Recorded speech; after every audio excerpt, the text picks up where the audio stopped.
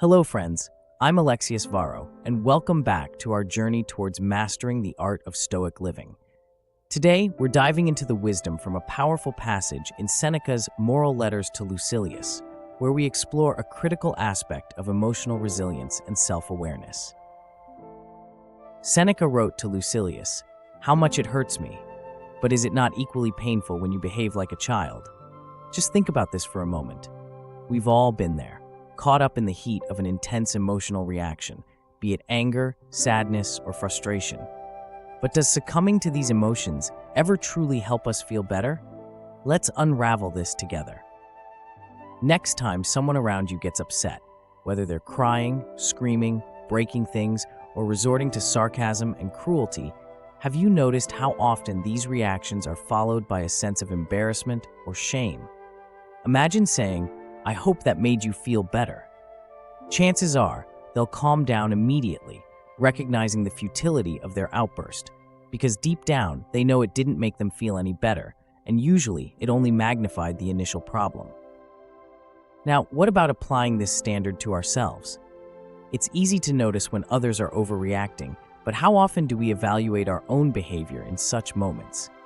The ancient Stoics believed that our reason and rational mind should always guide us, especially when emotions are peaking. So, the next time you find yourself in the midst of hysteria, howling because of a flu or shedding tears of regret, pause and ask yourself, did this reaction genuinely make me feel better? Does it really alleviate the symptoms I want to get rid of?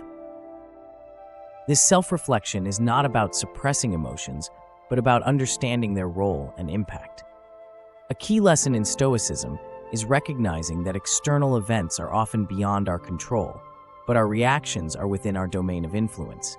Emotional outbursts generally do little to solve our problems and often exacerbate them.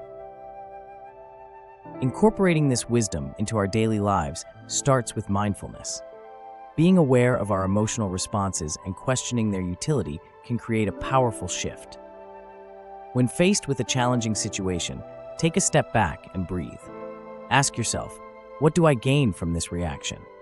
Such a simple question can reset your perspective and bring you back to a state of rational composure. Seneca's insight goes beyond just handling extreme emotions. It's about fostering a balanced demeanor that facilitates clearer thinking and better decision-making.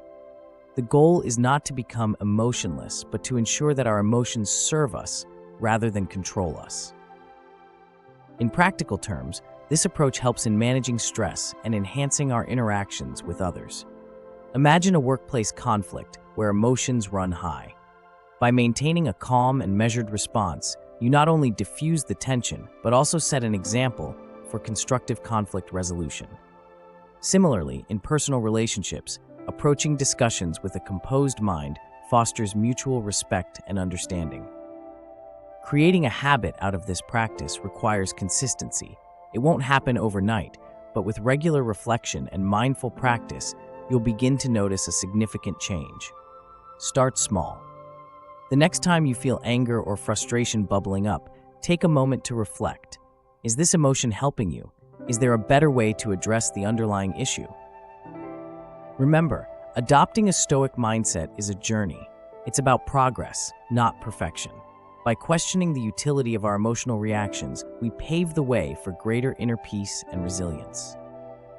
Friends, thank you for joining me in this exploration of Stoic wisdom. Embrace the inquiry, does this make me feel better?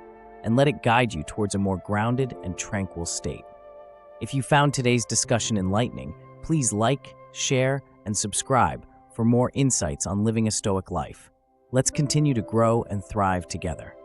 Until next time, stay resilient and keep striving towards your best self.